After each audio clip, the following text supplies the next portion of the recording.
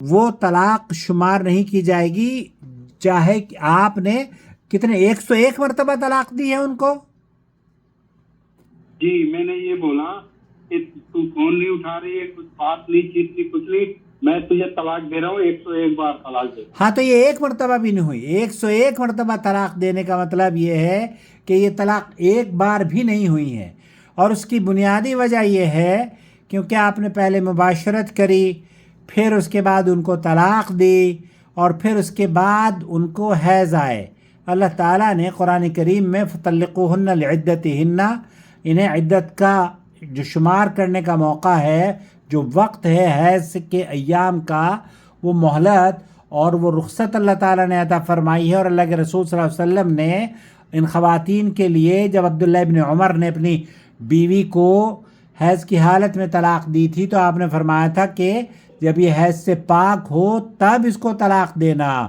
تو گویا آپ کی جو طلاق ہے وہ طلاق نہیں ہوئی ہے. سعودی عرب کے علماء کے نزدیک اس طلاق کو شمار نہیں کیا جاتا. بر صغیر کے لوگ اس طلاق کو یہ کہتے ہیں کہ یہ بدعی طلاق ہے, لیکن ان کے یہاں یہ طلاق ہو جاتی ہے.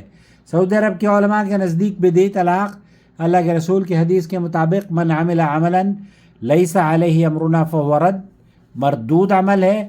آپ کو توبہ کرنی چاہیے, آپ کو اللہ سے اپنے گناہ کی معافی مانگنی چاہیے, البتہ آپ کے رشتے پر کوئی اثر نہیں پڑا ہے. یہ تو ایک بات ہو گئی, بنیادی بات جو آپ کو ہمیشہ یاد رکھنی چاہیے.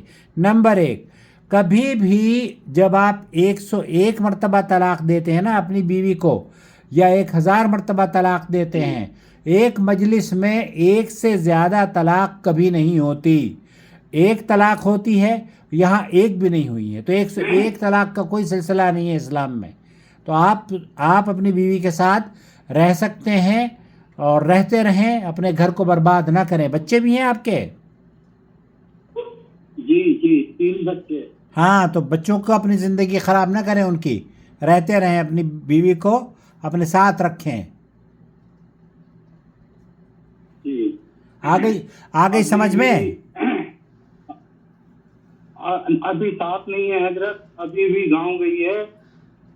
ہاں تو بلا لیں ان کو, بلا لیں گاؤں سے بلا لیں, کوئی حرج نہیں ہے. پچھلے اتوار کو چنڈی گڑھ سے پھر ٹرین میں بٹھایا اس کو, اور اس کے بعد گھر پہنچ گئی تھی وہ. الحمدللہ. تو آج کل گھر میں ہی ہے. بہت اچھی بات ہے, بلا لیں, اپنے پاس رکھیں, طلاق نہیں ہوئی ہے.